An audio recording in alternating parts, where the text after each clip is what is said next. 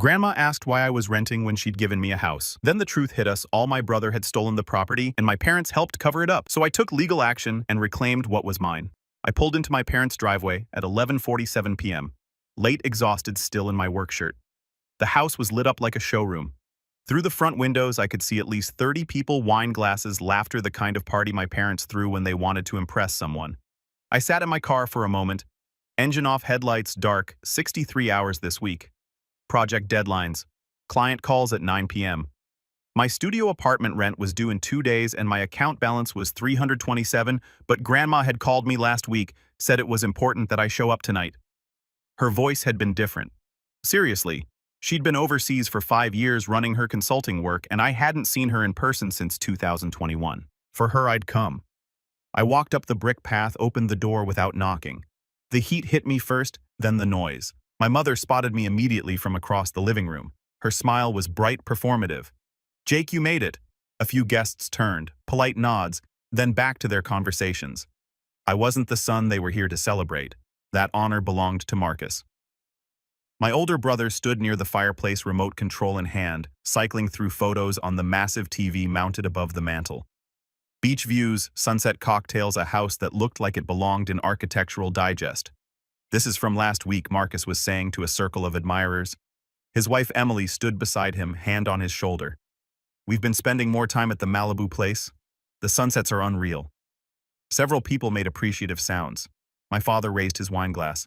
"A toast to both our sons. Marcus with his business success and Jake with his..." He paused, searching. "Dedication." Dedication? Code for still renting at 29. I grabbed a glass of water from the kitchen. Didn't trust myself with alcohol tonight. 11:50 p.m., 10 minutes to midnight. The doorbell rang. My mother frowned. Who could that be? Everyone's already here. My father moved toward the door, opened it, and there she was. Grandma Dorothy, 74 years old, silver hair pulled back tight, long black coat, small rolling suitcase at her side. She looked older than I remembered, thinner, but her eyes were the same, sharp, calculating. "Mom." My father's voice was carefully neutral. "We didn't know you were coming. I didn't ask permission." She stepped inside without waiting for an invitation. The room went quieter. Not silent, but conversations dropped in volume. People sensing something. Grandma scanned the faces. Found mine. A brief nod, almost imperceptible. Then she looked at Marcus. Before midnight, she said loud enough for everyone to hear. "I have one question." The room fell completely silent now. Marcus set down his remote, smiled. "Of course, Grandma. What is it?" She didn't smile back. "Jake." Her eyes locked on mine. "Why did you sell the $1.2 million Malibu beach house I bought you?" My wine glass was halfway to my mouth. I froze. "What house?" The room stayed silent, but the quality of silence changed from respectful to shocked. "Grandma," I said, slowly setting the glass down, "I don't own a house." "You do?" Her voice was cold. "Factual. I purchased it in September 2021. 2847 Pacific Coast Highway, Malibu. $1.2 million. Your name on the deed." I shook my head. "I live in a studio apartment in Culver City. Rent is $1,850 a month. I don't own anything." "Then explain this." She reached into her purse, pulled out a printed photograph, handed it to the woman standing nearest to her, who passed it down the line until it reached me. I looked at the photo. Marcus and Emily on a wooden deck. Ocean in the background, sunset light. The exact house that had been on the TV moments ago. Instagram screenshot. Date visible in the corner. December 3rd, 4 weeks ago. Caption, "New Year's prep at our Malibu retreat." I looked up. Everyone in the room was staring at me. Then slowly they turned to look at Marcus. His face had gone pale, jaw clenched. Emily grabbed his arm. Her knuckles were white. "Marcus," I said quietly, "what is this?" He recovered quickly, forced to laugh. "Grandma, that house belongs to a friend of ours. We just stayed there for a weekend." "A friend?" Grandma's tone was flat. "Yes." "Then why?" She reached into her purse again. "Are the utility bills in your name, Pacific Gas and Electric Southern California Edison, both registered to Marcus Thompson at 2847 PCH? She handed the bills to my father, who was standing closest. He didn't look at them, just held them like they were evidence at a crime scene. Marcus's smile faltered. Okay, look, this is a misunderstanding. Jake gave me permission to use the house. He didn't want it. I stood up. Chair scraped against the hardwood floor. I never gave you anything. My voice was louder than I intended. I didn't even know the house existed until 2 minutes ago. Jake, when did I give you permission, Marcus? What date? What conversation? He opened his mouth, closed it. My father stepped forward. Mom, I think you're confused. You bought that house for the family, not specifically for Jake. Is that so? Grandma turned to him. Not a question, a statement. My mother joined in, her voice soft, placating. Jake was going through a difficult time back then. He wasn't stable enough to own property. I turned sharply to face her. Wasn't stable? What are you talking about, sweetheart? You had issues. She looked at the guests, embarrassed. We made decisions in your best interest. What issues? My hands were trembling now. Name one. Silence. My father and mother exchanged a glance. Some silent communication. We can discuss this privately, my father said. No! Grandma's voice cut through the room like a blade. We discuss it now. She checked her watch. 11:56 p.m. He should be here by now. Who? Marcus asked. The doorbell rang again. My father didn't move, too stunned. I walked to the door, opened it. A man in his 60s stood on the porch, gray suit snowflakes melting on his shoulders, black briefcase in hand. Mrs. Hanson, he said, looking past me into the house. Apologies for the delay. Traffic on the 405. Mr. Peterson, please come in. The man entered. He had the demeanor of someone who'd done this before. Calm, professional, and attorney. Marcus stood abruptly. I need to use the bathroom. Sit down, Marcus. Grandma's voice wasn't loud, but it carried weight. Authority.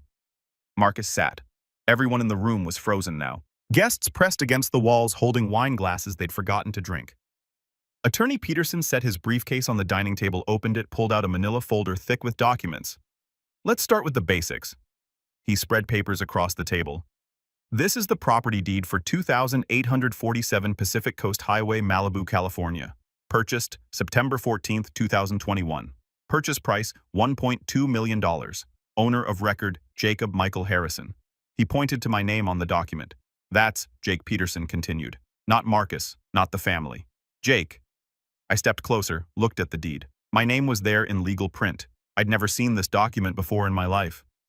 Peterson pulled out another sheet. This is a transfer of deed, dated March 22, 2022. It claims Jake Harrison gifted the property to Marcus Thompson.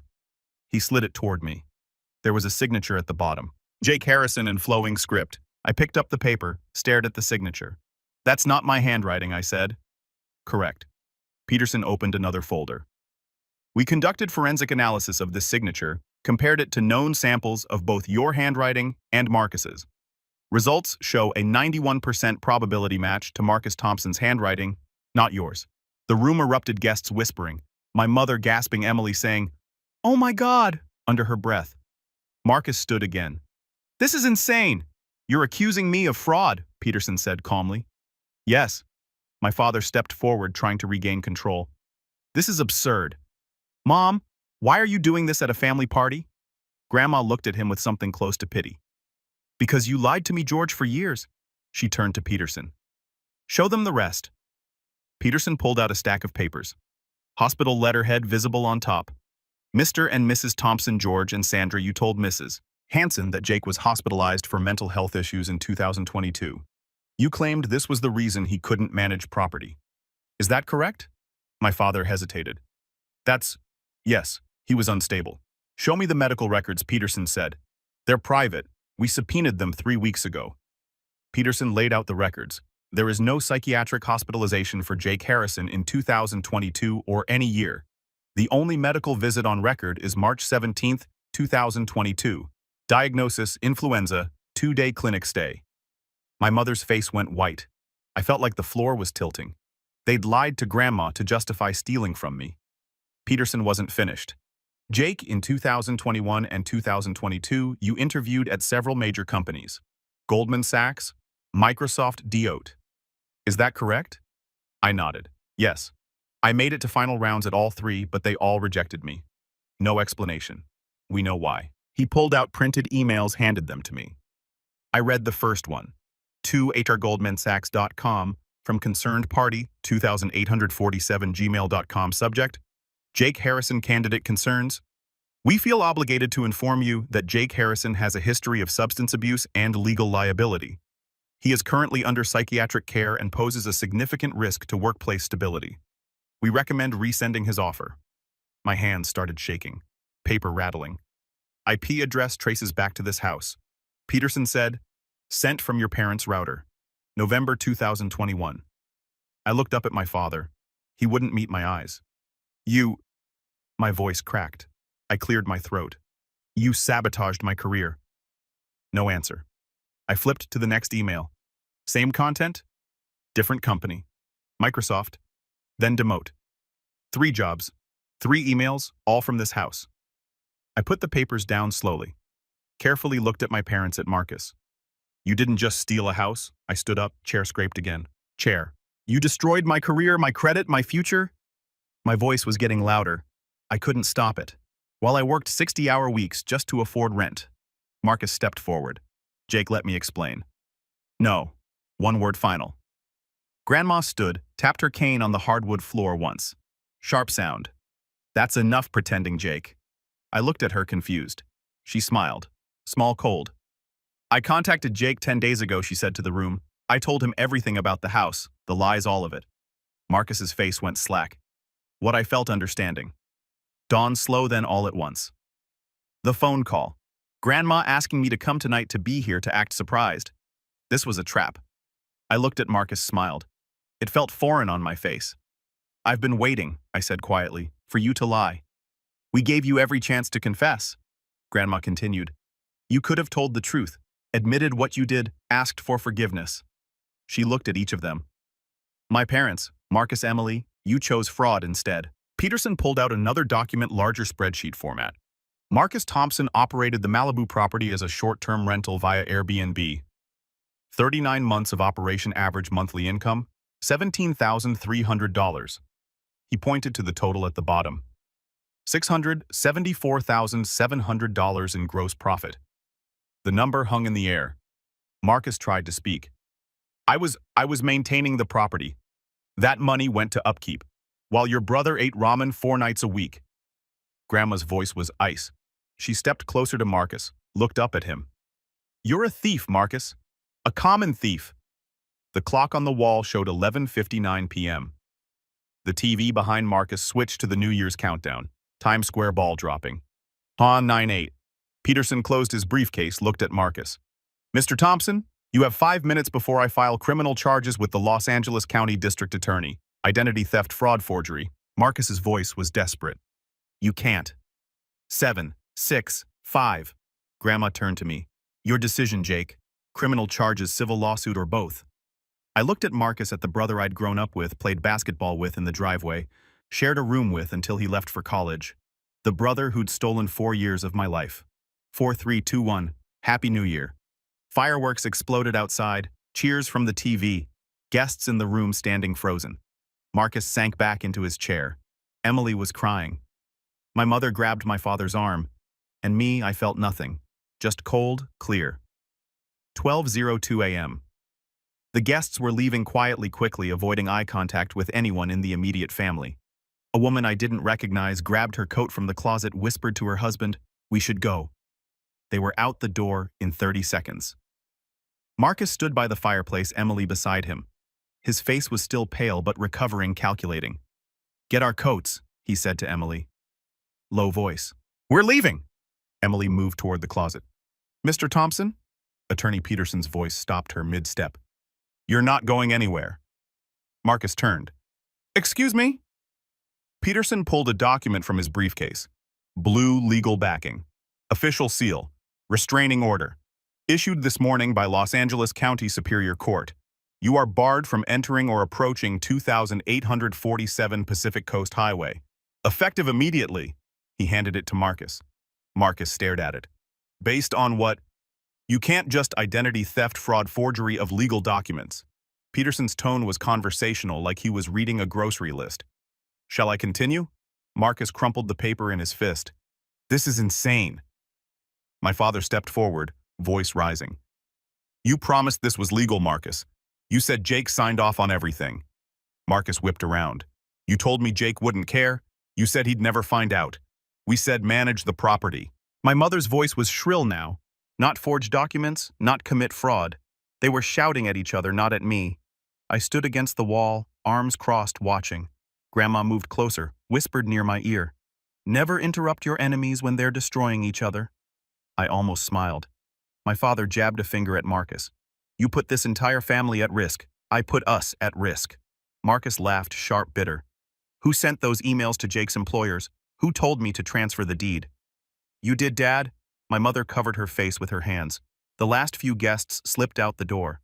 Peterson waited until the shouting subsided. Then he opened another folder. Jake, when was the last time you checked your credit report? I looked at him.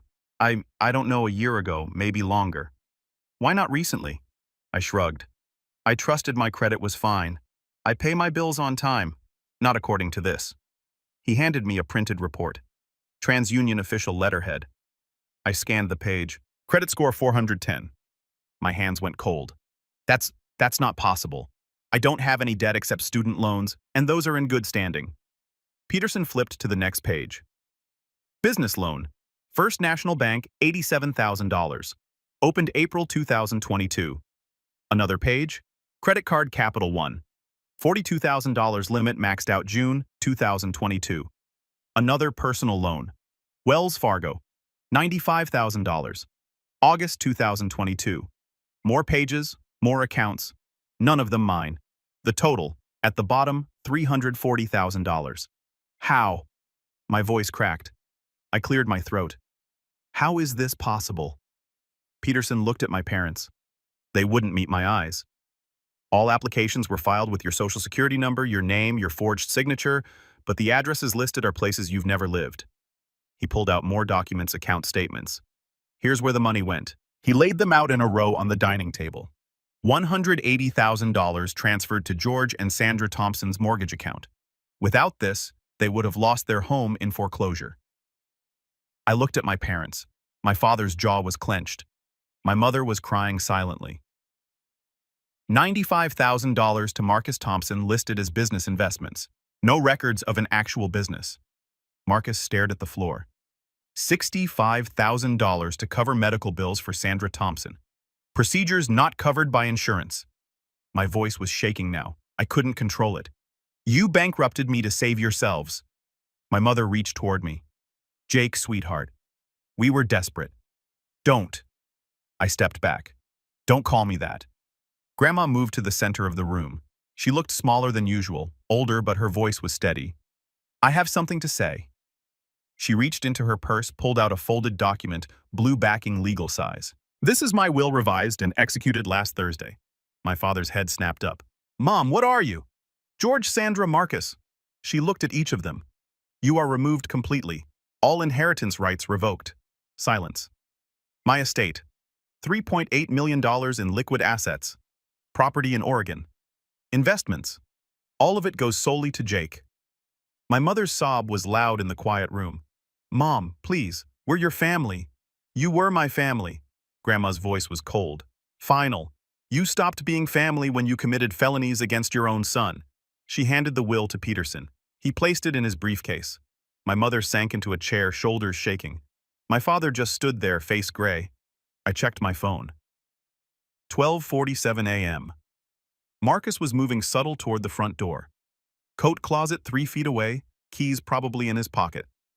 Mr. Peterson, the attorney, said quietly. Not to me, to someone else. Are they here? The front door opened. 2 uniformed officers stepped inside. LAPD, patches on their shoulders, hands near their belts. Marcus froze 1 foot toward the closet, one hand reaching. The taller officer looked at a notepad. Marcus Thompson.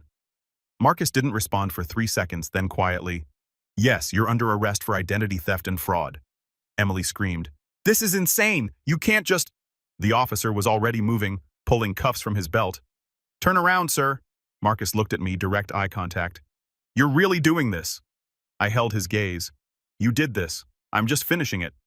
The officer turned Marcus around, pulled his arms behind his back. The sound of handcuffs clicking was loud. You have the right to remain silent. Anything you say can and will be used against you in a court of law. Emily was crying now, loud, gasping sobs. Marcus was led toward the door. He twisted back, trying to look at me. Jake, please. The officer kept him moving. Out the door into the cold night. Peterson turned to the second officer, handed him another folder. George and Sandra Thompson, co-conspirators. Evidence of joint participation in identity theft, fraud, and forgery. My father's eyes went wide. Wait, we didn't. Your signatures are on multiple fraudulent documents. The defamation emails were sent from your IP address. You knowingly participated.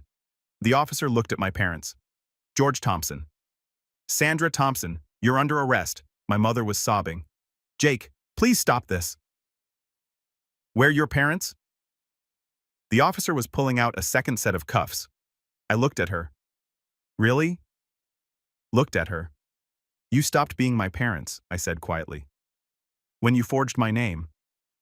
They were handcuffed, read their rights, let out the same door Marcus had just exited. My mother looked back, once face stray with tears. I didn't look away. The door closed. Silence. 1:34 a.m. The house was empty except for me, Grandma, and Peterson. Grandma sat heavily on the couch like all the adrenaline had drained at once. Are you all right, Jake? I sat next to her, felt the weight of the last 2 hours. I don't know yet. She took my hand. Hers was warm, thin skin, knuckles prominent. You will be. We sat in silence, sirens fading in the distance.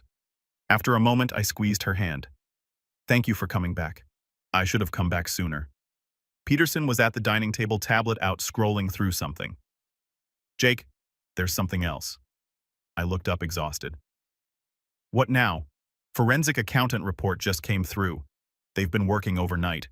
He turned the tablet toward me. Bank statement, Cayman Islands bank logo, account holder, Mr. Thompson. Balance $430,000. What is this offshore account? Marcus transferred money incrementally over the last 3 years. Airbnb income that was never reported. I stared at the number. He was hiding it.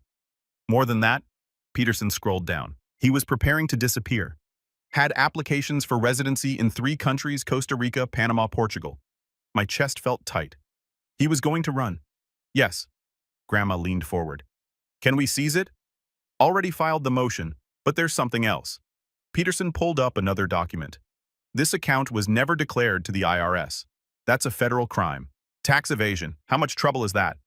5 additional years minimum plus penalties could be $800,000 or more in fines. I sat back, processed. He's buried completely. My phone buzzed. 2:15 a.m. text message. Unknown number, but I recognized it. Emily's cell. Jake, I didn't know. Marcus lied to me too. Can we talk, please? Grandma leaned over. Read it. She's trying to save herself. Should I respond? Peterson looked up. Only if it helps build the case, otherwise no contact. I put the phone face down on the coffee table. Didn't respond. 2:47 a.m. Peterson packed his briefcase. I'll file the additional charges in the morning. Federal prosecutor will want to meet with you next week. Okay. He left. The house felt enormous. Empty. Grandma stood slowly. I'm staying at the Sharon tonight. You should come with me. I'm too tired to drive, then sleep here. I looked around. My childhood home, my parents' house. My parents were in jail. I'll take the couch. Grandma kissed my forehead. Get some rest. Tomorrow we deal with the aftermath. She called an Uber, left.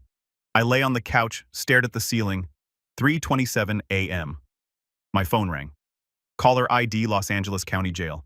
I stared at it for 4 rings, then answered Jake. Marcus's voice rough, defeated. Jake, please listen. I didn't hang up. Didn't speak. I'll give you everything. The money, the house, all of it. Just drop the charges, please. I closed my eyes.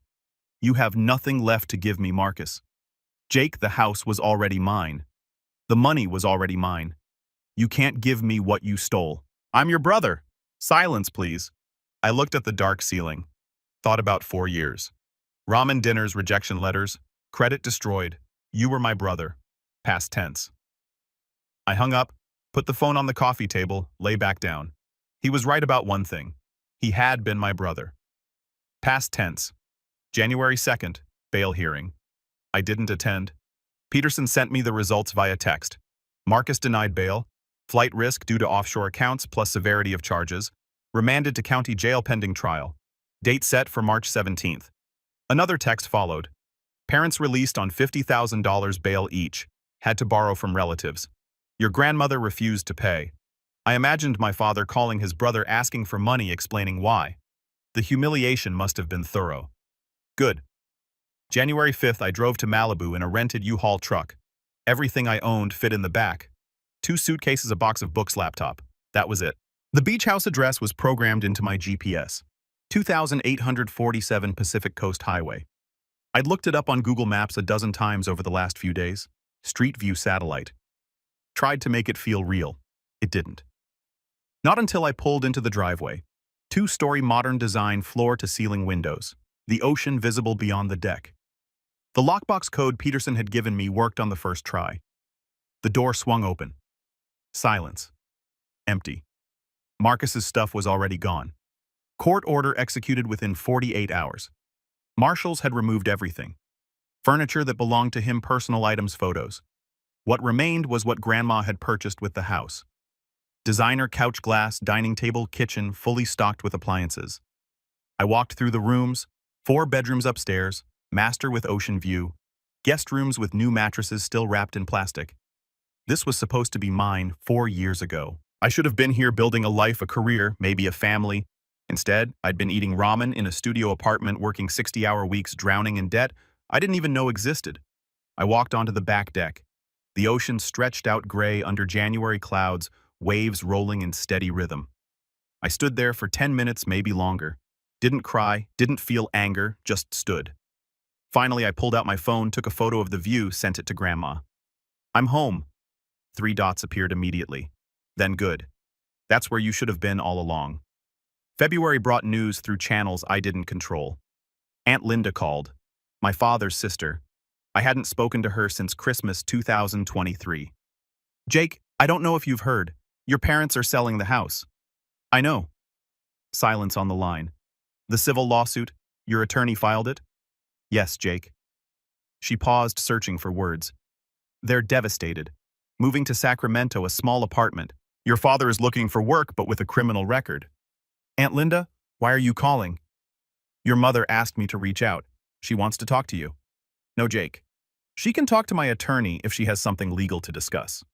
Otherwise, no contact. She's your mother. She forged my signature, destroyed my credit, lied to police about my mental health. She stopped being my mother when she chose fraud. Long silence. I don't know if I can support this, Jake. I'm not asking you to. I hung up.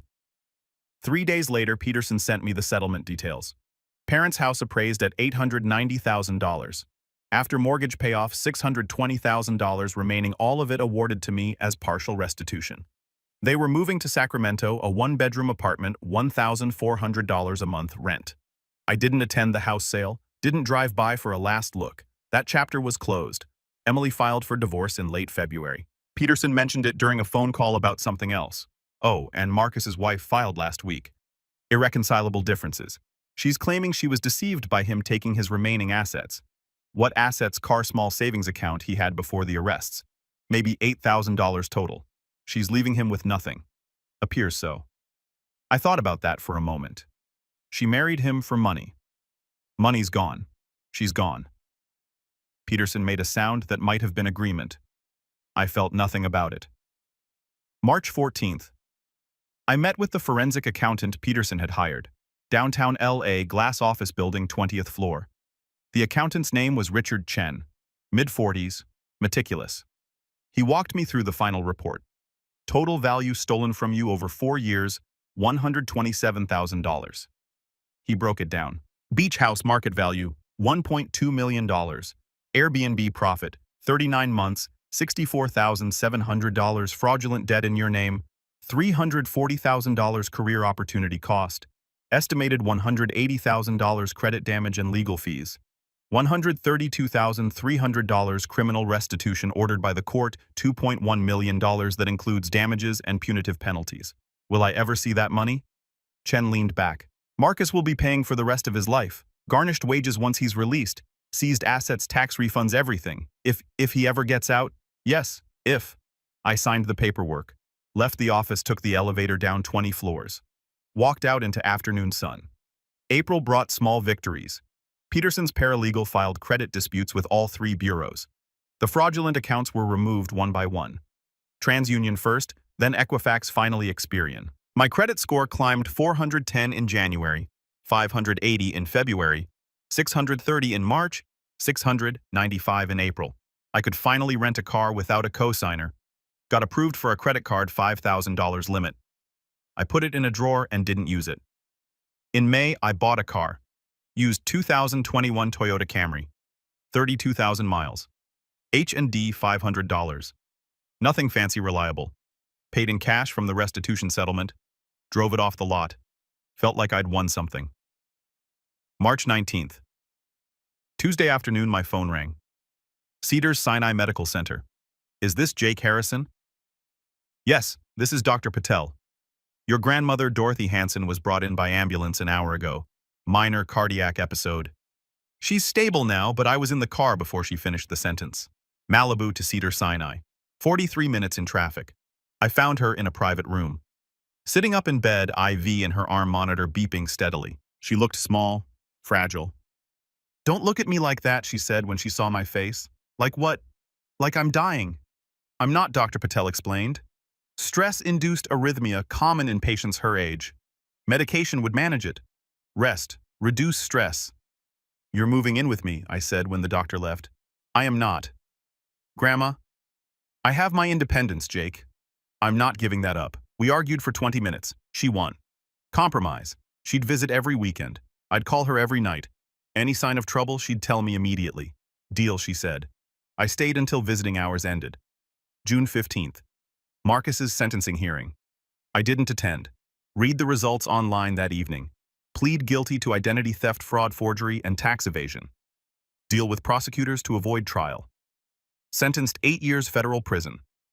Restitution $2.1 million ordered. Eligible for parole after 5.5 years. Peterson called. It's done. He'll be transferred to FCI Lamp within the week. Okay. How do you feel? I thought about that. Nothing. I feel nothing. That's normal.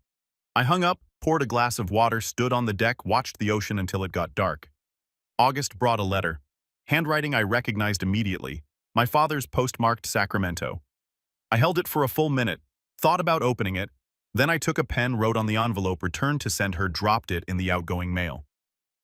2 weeks later, a car pulled into my driveway. Saturday morning, 9:17 a.m. I was on the deck with coffee when I heard it. Walked around the side of the house. My mother stood by a silver Honda Civic. Rental plates. She looked older, thinner hair grayer than I remembered. We stared at each other. Jake, her voice cracked. Please, I just want to talk. You're trespassing. I'm your mother. You're a felon who forged my signature. Leave. Jake, I'm sorry. I'm so sorry. Please just let me. You have 10 seconds to get back in that car. Then I'm calling the police. She started crying, shoulders shaking. Please, I've lost everything. Your father can't find work. We're barely surviving. I just want my son back. I pulled out my phone, opened the keypad. 1098. She got back in the car, drove away. I watched until she turned on to PCH. Then I went back inside, finished my coffee, felt nothing. September extended family reunion in Orange County. Annual Labor Day thing my father's side did every year. I wasn't invited. My cousin Jennifer called me the next day. It was weird without you. I'm sure half the family thinks you were too harsh, that they're still your parents and you should forgive them. And the other half think they're criminals who got what they deserved. I was quiet. For what it's worth. Jennifer said, I'm in the second group. Thanks. Are you okay? Like really okay? Yeah, I am. We talked for a few more minutes, then said goodbye. I didn't think about the reunion again. Their opinions didn't change the facts. Didn't change what happened. I knew the truth. That was enough. October evening. I stood on the deck, glass of red wine, watching the sunset paint the sky orange and pink. Grandma was arriving in an hour for the weekend. I'd made reservations at a restaurant she liked, seafood place in Santa Monica. I thought about the last 10 months. I'd won house money justice, but I'd lost parents. A brother, half my extended family. Holidays would be different now. Smaller, quieter. Some wounds don't heal, they just scar. Was it worth it? I looked out at the ocean waves rolling in. Endless rhythm. Yes, every single consequence. Peace isn't free, but slavery to liars costs more. New Year's Eve, 2026, exactly 1 year since everything changed. I stood on the deck of the beach house. Catered food spread across the outdoor table. String lights overhead. 6 people total. Grandma in the chair closest to the heater. 3 friends from college I'd reconnected with. Attorney Peterson and his wife. Small group. Chosen family. 11:50 p.m., 10 minutes to midnight. My friend David raised his champagne glass. Here's hoping for a boring year. No surprise guests, no drama. Everyone laughed. Peterson grinned. I don't know. Last year was memorable. That's one word for it, I said. Grandma caught my eye, smiled, raised her glass slightly. We toasted, drank, talked, normal, peaceful. At 11:58, we moved to the deck railing. Watched the ocean. Distant fireworks already starting up the coast. Any resolutions? Someone asked. I thought about it. Keep doing what I'm doing. That's it. That's enough. Countdown started on someone's phone. 10:98. I looked at the faces around me. Real friends. People who'd stayed. 3, 2, 1, Happy New Year. Hugs, champagne, laughter. No police, no arrests, no family destroying itself, just peace. March 2026. I'd started a consulting business. Small operation, just me. Website, phone line, business cards. I helped fraud victims navigate the legal system. Document gathering, attorney referrals, credit repair strategies, word of mouth spread. Victim advocacy groups started referring people to me. Year 1. Revenue $82,000. Not millions, but solid, stable enough to live comfortably and save. I worked from the beach house office in the 2nd bedroom, ocean view, while I took calls. I'd started dating someone in November. Sarah, marketing director. We'd met at a coffee shop. Casual. No pressure. She knew my story. Didn't judge. We had dinner twice a week, texted most days. It was enough for now. My health was better too. I'd started running on the beach, sleeping through the night. No more stress, headaches. Life was quiet. I liked quiet. Marcus was serving year 1 of 8. FCI lamp, medium security. Peterson kept me updated. Not because I asked, because it was relevant to the restitution case. He's written you 6 letters, Peterson mentioned during a March call. I know. Prison sends me notifications. I reject them automatically. Divorced? Bankruptcy finalized? No visitors logged. I was quiet. Do you want to know more? No. Some bridges you burn, some burned themselves. Marcus's bridge was ash. My parents living in Sacramento. 1-bedroom apartment near the light rail. My father worked retail. Target stocking shelves, night shift. My mother did part-time nursing home health aide, minimum wage. I heard updates through Aunt Jennifer, the only relative still speaking to me. Your dad's health isn't great, she'd said in October. The stress, he looks 10 years older. Okay, that's it. Just okay. What do you want me to say, Jennifer? I don't know. Maybe that you care. I'd been quiet for a moment. I cared for 27 years. It didn't matter then. Why would it matter now? She'd sighed, hung up shortly after. They'd sent a Christmas card in December, my address written in my mother's handwriting. I held it for a minute, then threw it away unopened. Sometimes late at night I wondered if I'd regret this when they pass. If I'd stand at their funeral someday, feel guilt. Then I'd remember the forged signatures, the destroyed career, the $340,000 debt. The doubt would fade. New Year's Day, 1:30 a.m. Everyone had left except Grandma. She sat on the deck blanket over her lap, decaf tea in hand. I sat next to her, wine glass empty.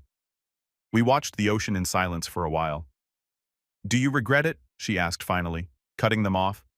Yes, I thought about that. Sometimes I regret that it was necessary. Not that I did it, she nodded. That's wise. Waves crashed, steady rhythm. Regret the situation, she continued. Not your choice. Those are different things.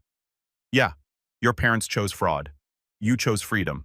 Don't confuse the two. I looked at her, her face and profile lined with age, sharp with intelligence. Thank you, I said, for coming back. For all of it, she patted my hand. You're my grandson. Real family protects each other. Not all family. No, not all. There were costs. I saw Marcus's kids sometimes on social media. Emily had remarried, posted photos of her daughter and son, my niece, my nephew, 7 and 5 years old. I'd never meet them. My parents were aging. I knew from Jennifer that my father's blood pressure was high. My mother had developed arthritis. Contact would never resume. That door was welded shut. Half my extended family thought I was cruel, cold, unforgiving. Holidays were smaller now, quieter. Thanksgiving was just me and Grandma. Christmas the same. Some wounds don't heal, they just scar. But there were gains too. Integrity. I could look in the mirror without shame. Peace. No more waiting for the other shoe to drop. Financial stability. Credit score 720. Savings account growing. Real friends. People who chose to stay when things got hard. Grandma's respect. Worth more than my parents' approval ever was. A home that was actually mine. No one could take it. No hidden fraud. And most importantly, freedom. Freedom from being a victim. From being used, from waiting for someone else to validate me. I was free. New Year's Eve. 2027. I stood alone on the deck. By choice this time. I turned down 3 invitations. Could have had a dozen people here.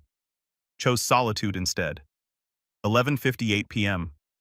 Fireworks starting over the watercolors reflecting off the waves.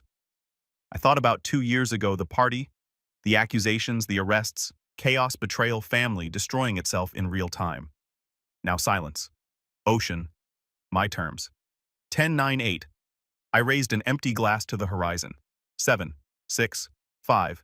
No police, no attorneys, no family drama. 4, 3, 2, just me. The house, the peace I fought for. 1, Happy New Year. I said to myself, quiet is enough. People ask me sometimes if I won. I don't know. I got a house lost. A family, I got justice, lost innocence about who they really were. I got peace. Lost the fantasy that blood means loyalty. Some days it feels like victory. Some days it just feels quiet. But quiet is what I needed. After 29 years of being used, manipulated, and stolen from, quiet is everything. I didn't win a war. I stopped fighting one I never should have been in. That's enough.